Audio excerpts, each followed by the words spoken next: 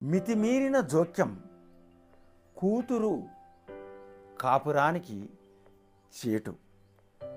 మితిమీరిన జోక్యం కూతురు కాపురానికి చేటు. అనుచిత నియంత్రణం అబ్బాయి దాంపత్యానికి వేటు. దీని అర్థం తెలుసుకుందామా? ముఖ్యంగా సమకాలీన సమాజంలో మనం రోజు చూస్తున్న ఘర్ ఘర్కి కహానీ ఇదే అన్నట్టుగా తయారవుతున్న పరిస్థితి. అమ్మాయి పెళ్ళయ్యాక అమ్మాయి తల్లిదండ్రుల జోక్యం మితిమీరుతున్న పరిస్థితి వర్తమాన సమాజంలో మనకు నిత్యకృతమవుతున్న పరిస్థితిగా కనిపిస్తోంది. ప్రతిరోజు కూతురు ఇంటికి తల్లో తండ్రు ఫోన్లు చేయడం, తద్వారా ప్రతిరోజు ఫోన్లు చేయడానికి ఏముంటుంది, అయినా కూడా ఆ ఫోన్లు చేసి కనీసం ఏదో యోగక్షేమాల వరకే పరిమితమైతే పర్వాలేదు.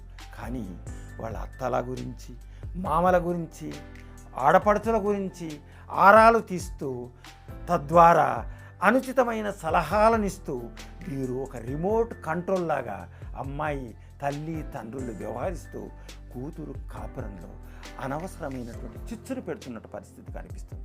తద్వారా ఒక అమ్మాయి సలక్షణంగా కాపురం చేసుకునే పరిస్థితుల్ని వీళ్ళు చేతుల వేటు వేస్తున్న పరిస్థితి మనకు కనిపిస్తుంది.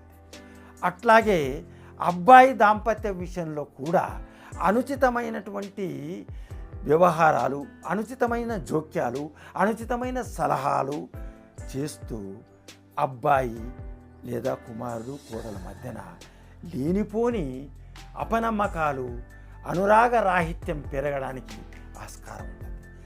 పిల్లల పెళ్ళయ్యాక మన పాత్ర పరిమిత స్థాయిలో ఉండాలి, భీష్ముని మాదిరిగా ఉండాలి.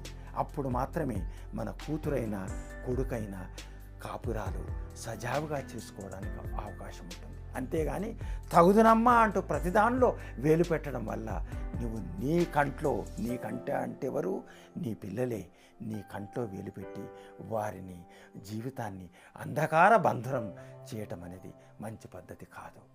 ధన్యవాదాలు. నమస్సులు.